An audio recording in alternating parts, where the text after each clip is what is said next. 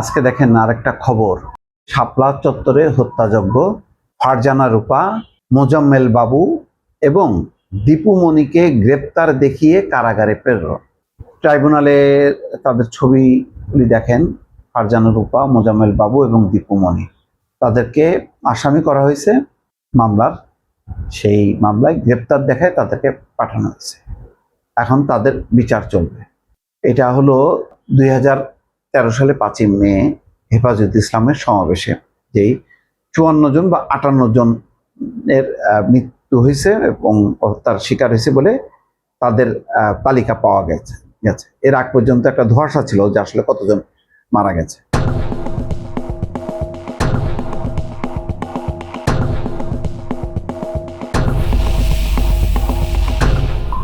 এই ঘটনায় দীপু মনি বুঝলাম সে রাজনীতিক, তার একটা রাজনৈতিক দিক নির্দেশনা থাকতে পারে, কিন্তু আশ্চর্যজনকভাবে মোজাম্মেল বাবু এবং ফারজানা রূপা তারাও জড়ায় গেল কেন?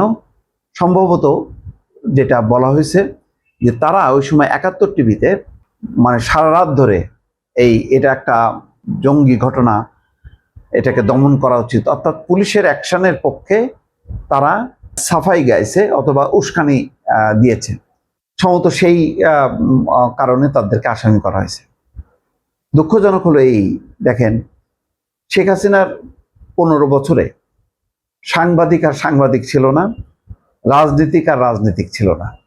মানে রাজনীতিটা ছিল অপরাধ, হত্যাকাণ্ড, স্বৈরশাসন, ফ্যাসিজম প্রতিষ্ঠা, মানে রাজনীতিটা ছিল সেরকম ভয়ঙ্কর একটা দর্শন ছিল। কোনো সুস্থ রাজনীতির চর্চা বাংলাদেশে হয়নি। আবার সাংবাদিকতাও দেখেন যে এই ধরনের ক্র্যাকডাউনের পক্ষে সাফাই গাওয়া যে চ্যানেলগুলো, সেগুলো কত বড় অন্যায় করছে যে একটা শান্তিপূর্ণ সমাবেশ, নিরস্ত্র সমাবেশ, সেটাকে হটানোর জন্য তার শক্তি প্রয়োগের পক্ষে তারা সাফাই গেছে। তো ফলে ওই রাজনীতিক আর সাংবাদিক একাকার হয়ে গেছে এবং বাস্তবতা তাই।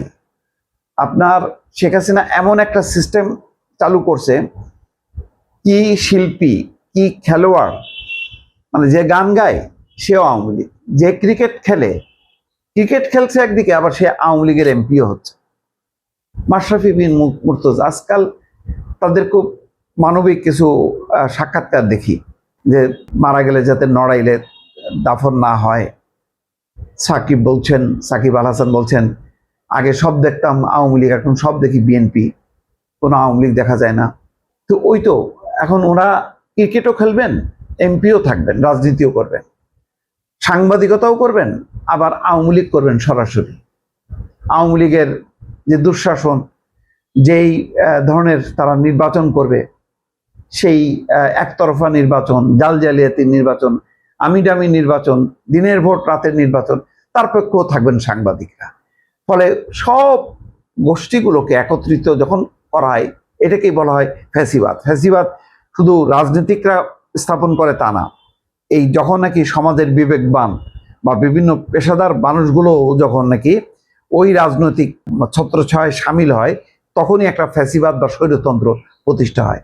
কিন্তু এরা বারবার এটাকে দেখানোর চেষ্টা করে যে স্বাধীনতা মুক্তিযুদ্ধ, এটা ছিল একটা ফেক একটা টার্ম, এটাকে ব্যানার সামনে রেখে তারা এই অপকর্মগুলো করছে।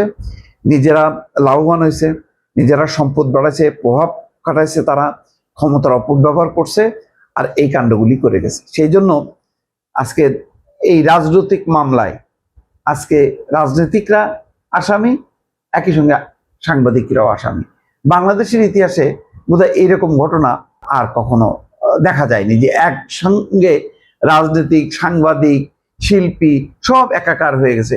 সবাই এখন মানে অপরাধের কাঠগড়ায় তারা দাঁড়াইছে একসঙ্গে।